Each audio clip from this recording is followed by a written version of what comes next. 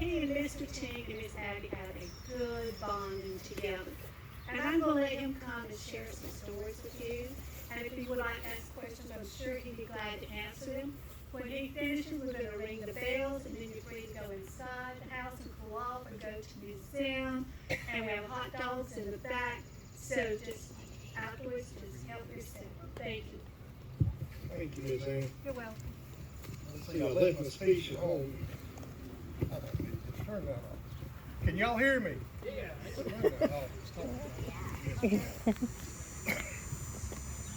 All right, we're here in 2025 to celebrate something that happened in 1776, 249 years ago. Now I'll get Miss Ann to help me with this if my math goes wrong. Uncle Robert here passed away in 1972 at the age of almost 90. So I think that would put him at about 1888 or something like that being born. And his grandfather and daddy and grandfather built those two parts of the barn there, and that was the original house.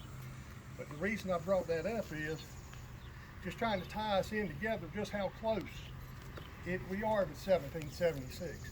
We think of AD and BC that Jesus was here 2,000 years ago, but it's only been 276 years since we were given our independence. And really and truly, when you look at it from a generational standpoint, it ain't that far away. And they were standing right here on this same piece of land celebrating the same thing we were, except it probably meant a whole lot more than just hot dogs to them. All right, that's all I got to say about that. All right, I'm the great uncle to the man that lived here, Uncle Robert, Robert Floyd Tink Coates, whatever you want to call him. Most people call him Mr. Tink. He just had a knack for collecting stuff.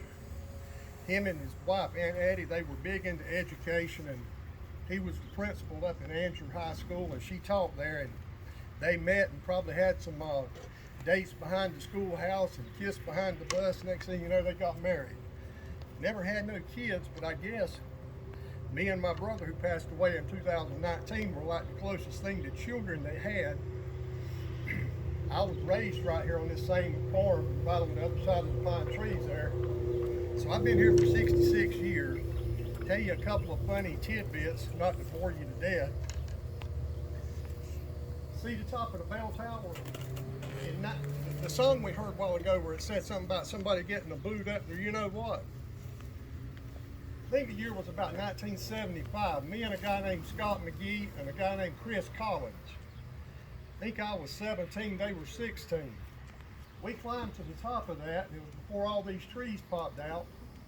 We were up there with 3 cans of Budweiser, and you could see McGee's Crossroads from up there. But little did we know, mine and Scott's mother and those two houses could see us up there. It didn't have a nice ending, put it that way. I didn't ever climb the bell tower again, and it was probably a while before I ever touched another can of beer if you knew my mama. All right. The other thing I wanted to say, and a lot of people look up here and they drive by and they see a house, they see a bell tower, they see a museum, and they say, that's such a great thing. It's beautiful, it's great that somebody did that. I don't look at the museum and stuff as being great. I look at it as a collection by a human being that just happened to like bells. I like UNC Tar Heel memorabilia. I got a pile of them. Some of y'all wouldn't care nothing for it. I'll leave it to Steve Grimes if he wants it. But that don't mean I'm great. This don't mean Uncle Robert was great. He collected these bells all over North Carolina. I think sometimes the Lord looks after this place because you don't know how many times this has been hit with lightning like a lightning rod, and you've not heard thunder and lightning until it hits the top of that bell tower. It'll shake your cabinets in your house. I heard the lady a while ago ask, wonder what happened to that bell here. It was on the New Year's Eve, and how the Lord looks after people. It missed a certain girl's shoulder by about that much when the bell fell. And if that would have hit her on the head, it would have been a disaster. So the Lord looks after us. But what I wanted to mention more about Uncle Robert, Tink Coates, whatever you want to call him, he was an interesting, he was a unique, I'm gonna say eccentric, eclectic, whatever you wanna call it. But him and a lot more men in this neighborhood, way back when I was just a little bitty chimney, when I was just a dream of somebody, he had the vision and got with a lot of the men in the neighborhood, like Mr. Bill Sauls, Sid's daddy, Van's granddaddy. I could just name a ton of them. Earl Ray Honeycutt, Bernard Parsons, Wilson McGee, Mr. Graham Langdon, Jay Campbell down here. All of those men that I just mentioned are just as important to this community as Uncle Robert was. Uncle Robert just built a bell tower. But those men got together, like Rhonda said so eloquently, they got together for the greater good of the community. Next thing you know, they went to Smithville and petitioned and got us a fire department out here. A few years later down the road, got a rescue squad out here. Even back before that, you had some Joneses on the board, Mr. Archie Jones and Rudolph Jones and Richard Jones. I'm just saying people that I know that's been here with me for 66 years. But we started getting paved roads out here. Instead of driving down the muddy hog path, we started getting paved roads. So all I'm saying is the vision of Uncle Robert, to me, the importance was not a bell tower, but it was the legacy of the infrastructure that him and some more men left to this community. It made it better for us to live in that we take for granted today. If we have a fire today, we dial 3 numbers, and in about 3 minutes, the fire truck's there, just like that. Back then, you better have some buckets and a well and some people to help you fill up that bucket and throw water on it. And the bell. And the bells to ring your neighbors, That tell was them the to come. 911 was the Exactly, bell. that was 919. Yeah. So we take a lot of things for granted because we got it made now compared to the way they did. And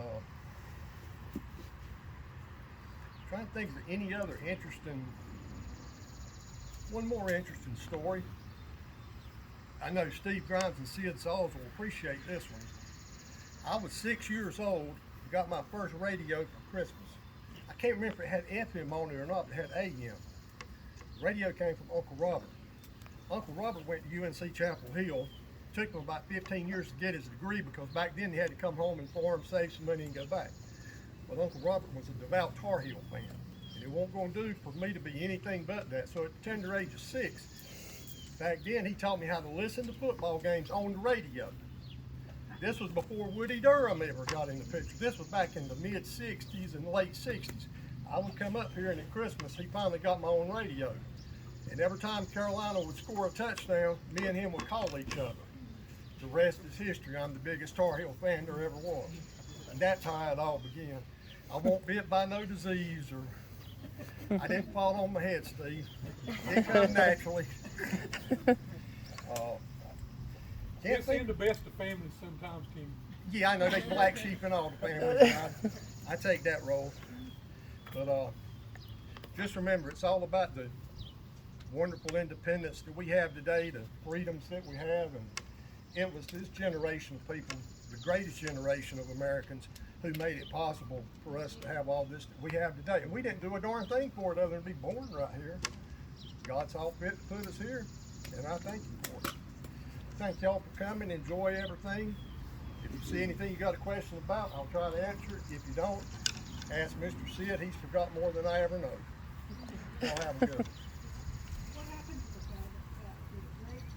This right here, they went a few years where the bells weren't looked after and we weren't supposed to be ringing them at night on New Year's Eve. It was so cold one year. But people just have a way of showing up. And the bell was rung and it cracked and fell. And it missed the girl's shoulder about yay far. No. Not that I know of. It may have. I don't think that was going to fit up there. I don't know. But anybody can build a bell tower as long as you've got friends, nephews, family, people with money, people in the community that wants to help build something bigger than yourself. When it was first started being built, they poured the cement here. There's 12 feet deep of concrete here.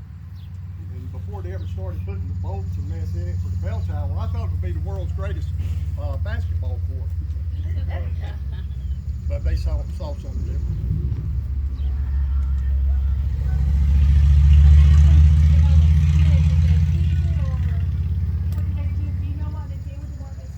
I don't know unless they put it in the barn. I really don't know. That's another interesting tidbit. In the back of that barn over there, if you look in it, there's an old, it's not a wash pot, it's an old cauldron thing we used to cure lard and stuff in. I've actually helped stir lard in there, and I know that thing's been in there for probably 200 years, because that's how they used to make lard when we kill hogs out here. If anybody lives within a square mile of here, you don't need to fertilize your grass or anything. Trust me, there's enough cow, hogs, tobacco fertilizer already embedded in the soil. You don't need to fertilize nothing. Well, thank you so much for sharing. Thank you. It's really awesome.